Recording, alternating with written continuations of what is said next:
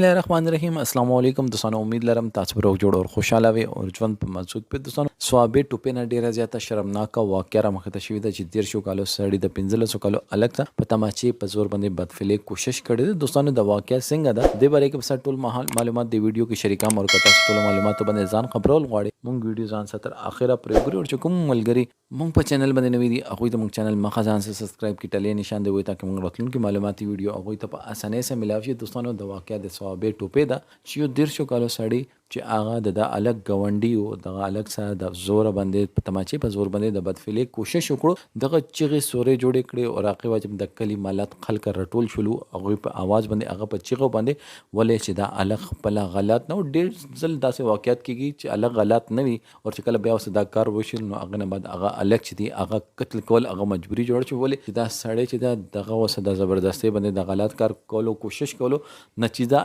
اند دوا چې دغه وسن نه منله او اخر کې به دغه الګ کتر کېدله زه هغه کلی قوم خلکو ته سلام پیغام چې هغه پولیس نه مخ کې ورسېدل دا ماشوم چې د بدفعلی نه بچ کړو هغه چې کوم سړی هغه